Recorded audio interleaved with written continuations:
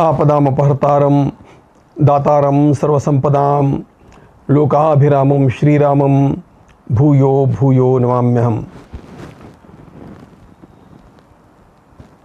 पुणे येथे सावित्रीबाई फुले पुणे विद्यापीठ यांच्या चर्चासत्रामध्ये माझं भाषण आटोपल्यानंतर मी माझ्या प्रवासाला गेलो आणि कांचीपुरम ते जोधपूर असा सगळा प्रवास करत करत मी आज पुण्याला परतलो आहे.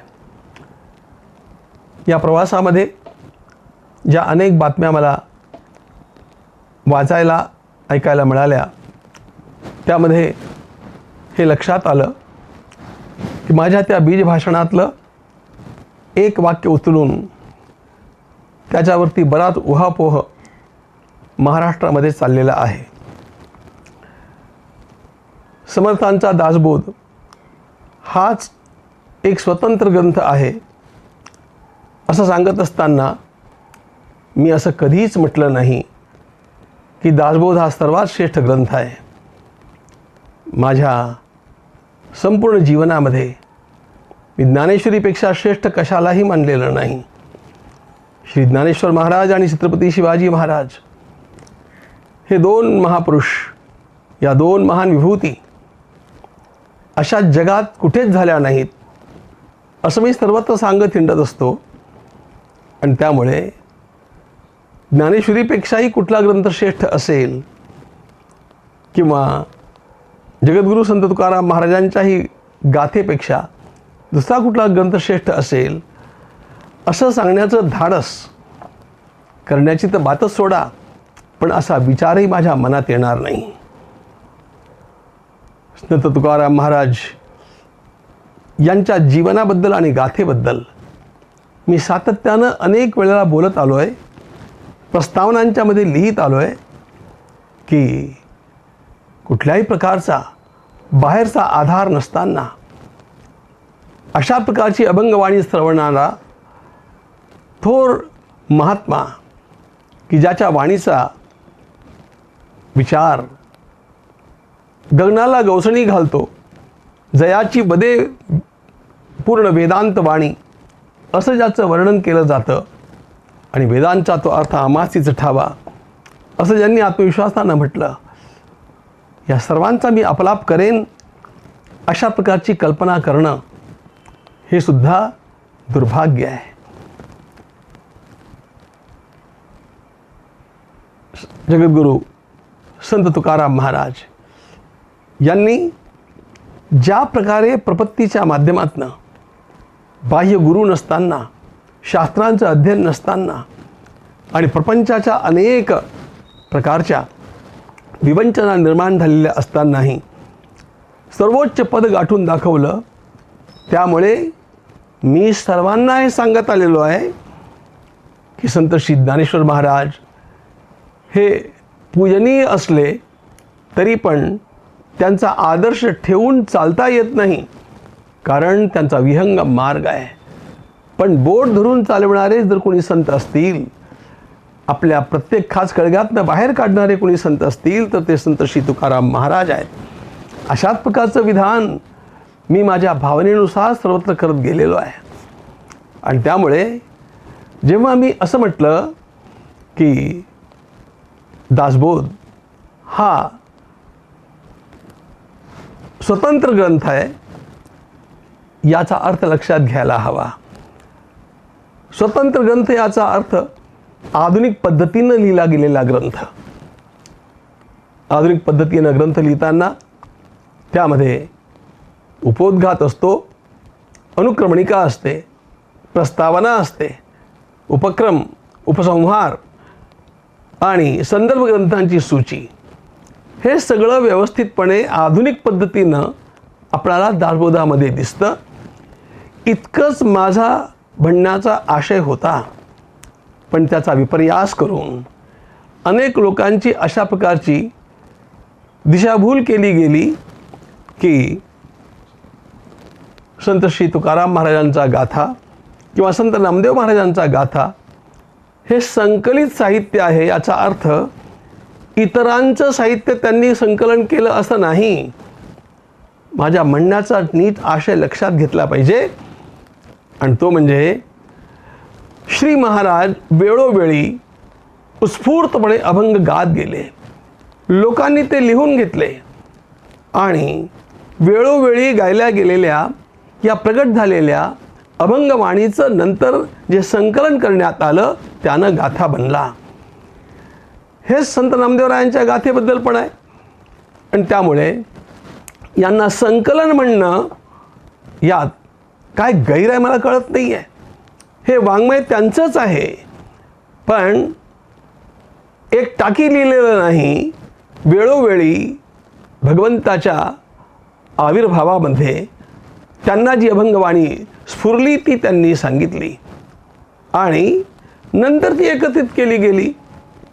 हा त्याचा सरळ सरळ अर्थ आहे. पण असं लोकांना भासवण्यात आलं की मी हे त्यांचं संकलित साहित्य आहे, म्हणजे इतरांचं साहित्य त्यांनी संकलन केलं, अशा प्रकारचा माझा आशय असावा. असा तर पोरखेळ माझ्याकडनं कधीच होणार नाही. या महाराष्ट्राच्या भूमीबद्दल आणि महाराष्ट्राच्या संत परंपरेबद्दल आणि मराठी भाषेबद्दल माझ्या अंतरंगात असलेला अत्यंत मोठा आदराचा भाव एका नव्हे सर्वच्या सर्व व्यासपीठांच्यावरनं मी बोलत असतो. या भूमीसारखी भाग्यवान भूमी नाही, या भाषेसारखी भाग्यवान भाषा नाही, आणि अशा प्रकारच्या संत परंपरेसारखी संत परंपरा जगाच्या पाठीवर कुठेच नाही. हे सातत्यानं मी मांडत आलेलो आहे. आणि त्यामुळे आपल्या कुठल्याही संताचा अनादर करण्याचा जरासुद्धा भाव माझ्या अंतःकरणाला शिवला असेल तर मला पांडुरंगाची शपथ आहे. लक्षात घ्या मित्रांनो, असं कधी माझ्याकडनं घडणार नाही, घडू शकतच नाही, कारण ते मनातच नाही आहे.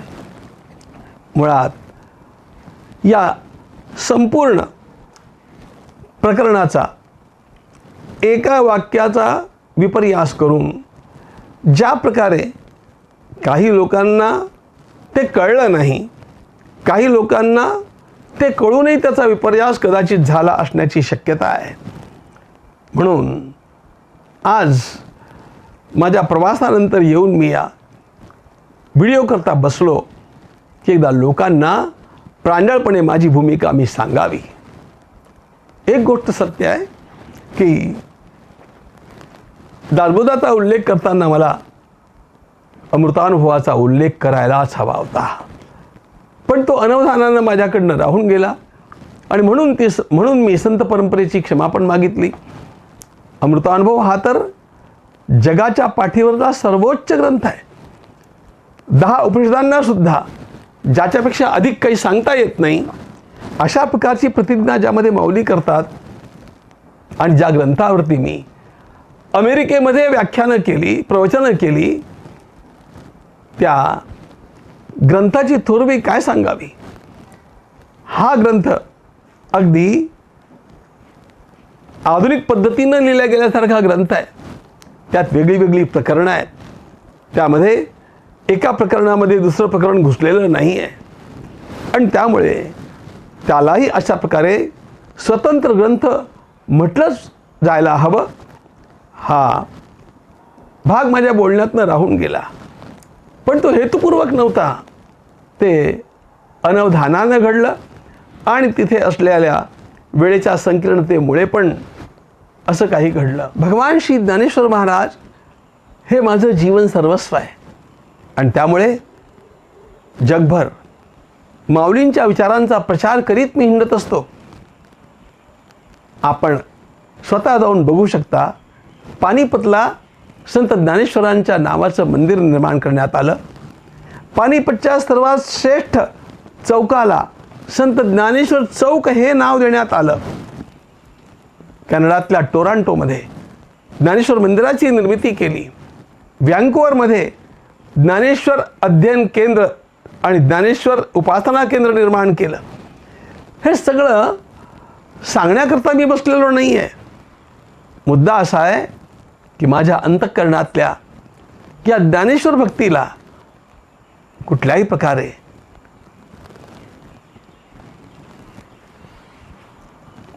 कुणाची दृष्ट लागू नये अशा प्रकारची माझी नेहमी इच्छा असते. कारण ते माझं जीव की प्राण असलेलं धन आहे. आपण सर्वांनी हे लक्षात घ्यावं आणि अशा प्रकारच्या वृत्तीनं आजीवन हिंडत असलेला मी कुणाही संताची अवहेलना करण्यासारखं काही बोलेन याच्यावरती कृपया विश्वास ठेवू नये. मुख्य गोष्ट ही आहे की अशा प्रकारच्या या माझ्या भाषणाचा कुठलाही विपरीत अर्थ कोणी कृपया करू नये. माझ्या अंतःकरणामध्ये संतांच्याबद्दल, संतांच्या वाङ्मयाबद्दल असलेला अपार आदर, अगाध श्रद्धा आणि महाराष्ट्रीय संत परंपरेबद्दल असलेला तो कमालीचा आदर. आणि मी हे सांगत असतो की जगाच्या पाठीवर कुठेही अशा प्रकारची परंपरा नाही. तर याचा अर्थ कुणाही भाविकाला लक्षात यायला हवा. आज मुद्दा इतकाच आहे की अशा प्रकारे एखाद्या वाक्याला धरून आणि त्यामुळे या समाजाला दुभंगण्याचं काम आपण करता कामा नये. इकडे आपलं लक्ष गेलं पाहिजे. मला अनेक वारकरी मित्रांनी मेसेज पाठवून सूचना केली की याच्यामुळे समाजाची दिशाभूल होण्याची शक्यता आहे आणि त्यामुळे समाजामध्ये सांप्रदायिक दुफळी पण निर्माण होण्याची शक्यता आहे, ती वाढेल. म्हणून अशा प्रकारची चिंता ज्या लोकांना वाटली, हिंदुत्वाच्या, हिंदू समाजाच्या ऐक्यासाठी मी त्यांची ती भूमिका लक्षात घेऊन क्षमा याचनाही केली की अशा प्रकारे कुणाचं मन जर कळून न कळून दुखवलं असेल तर शतवार क्षमा करावी. यामागे मित्रांनो एकच कळकळ आहे. आपला समाज या दुहीच्या शापानं सातत्यानं दुभंगत राहतो. तो दुभंगता कामा नये. एकीचं बळ आपल्याला कळावं. हा भागवत धर्म, हा वैदिक सनातन श्रुती स्मृती प्रणीत धर्म आहे. गीता भागवत करीती पठण आणिक चिंतन विठ्ठलाचे, अशा प्रकारे आलेला हा प्रवाह आहे. आणि त्यामुळे या भक्ती मार्गामध्ये असलेल्या सर्वांचा आदर करणारा मी, अरे आपल्या संप्रदायाच्या गोष्टी सोडा, भगवान महावीरावरती मी ग्रंथ लिहिला, बुद्ध कथा करणारा मी एकटा आहे. आणि या सगळ्यांचं कारण काय आहे? एकच कारण आहे, आपला समाज एकरस समाज व्हावा. हिंदू समाज कुठेही दुभंगता कामा नये, त्याच्यामध्ये समरसता निर्माण व्हावी.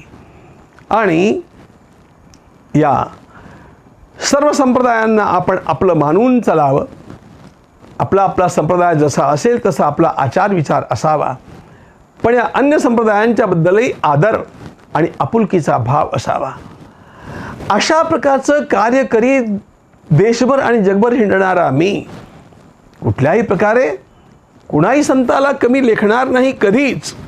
आणि त्यामुळे आपणालाही ग्वाही देतो की अशा प्रकारचं माझ्या मनात काहीही नव्हतं, याच्या पुढे ते कधी असणार नाही.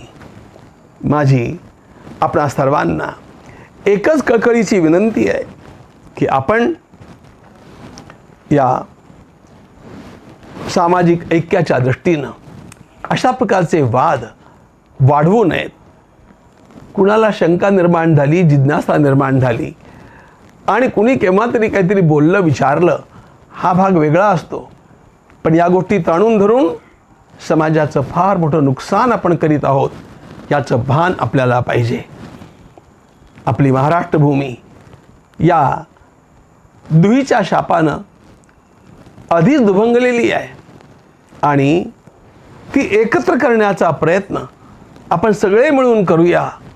आणि अशा प्रकारच्या एकमेकांच्या बोलण्यातनं काही उणीवा निर्माणी झाल्या तरी त्याला प्रसिद्धी माध्यमांचं एकदम स्वरूप घेऊन आपण आक्रमण करण्यासारखं कार्य करू नये. आपण आपल्यातले मतभेद असतील तरी ते नाहीच आहेत, पण निर्माण झाले वेळेवरती समजातनं गैरसमजातनं तरी ते एकत्र बसून सोडवावेत आणि आपला संपूर्ण महाराष्ट्रातला हा भागवत धर्म एकरूप राहील याची काळजी घ्यावी. माझ्याकडनं अशा प्रकारचा कुठलाही अधिक्षेप कुठल्याही संताचा कधीच होणं शक्य नाही याची मी ग्वाही देतो आणि आपणालाही आवाहन करतो, कृपा करा. पण हिंदू समाजामध्ये फूट पडेल अशा प्रकारचं स्वतःकडनं काही आचरण किंवा उच्चार करू नका. लोकांना कुठल्याही प्रकारच्या संभ्रमावस्थेमध्ये ठेवू नका. कृपा करून झालेली दिशाभूल ही सुद्धा दूर कशी होईल याची काळजी घेत आपण हे सगळं समजावून सांगितलं पाहिजे. हे सगळं करण्यामध्ये जो हिंदू समाजाच्या ऐक्यासाठी वारकरी, धारकरी, महानुभाव, लिंगायत, जैन, बौद्ध, शीख आणि इतर अशा प्रकारचे जे भारतीय संप्रदाय आहेत त्या सर्वांच्या ऐक्याकरता जो जे प्रयत्न करेल त्या प्रयत्नामध्ये मी तुमच्या सोबत खांद्याला खांदा लावून राहीन. पण आपण याकरता ऐक्याचा निर्धार करूया आणि समाजाला सावरूया. धर्माचार्यांचं कार्य समाजाला सावरणं हे असतं, समाजाला बहकवणं हे नसतं. आणि त्यामुळे सर्वांनी अशा प्रकारची काळजी घ्यावी. मीही ती घेईन, आपणही घ्यावी सर्वांनी. आणि पराचा कावळा करणं किंवा सुतावरनं स्वर्ग गाठणं अशा प्रकारचं काही न करता एखाद दुसऱ्या झालेल्या अशा उच्चारातनं काहीतरी वेगळा अर्थ काढून आपण कधीही एकमेकांच्यापासून दुरावू नये अशी माझी आपणा सर्वांना कळकळीची विनंती आहे. आपण ती मान्य करावी आणि आपल्या सर्वांच्यामध्ये बंधुत्वाचं नातं निरंतर अधिकाधिक दृढ होत राहावं अशा प्रकारची प्रार्थना भगवान श्री ज्ञानेश्वर माऊलींच्या चरणी करतो.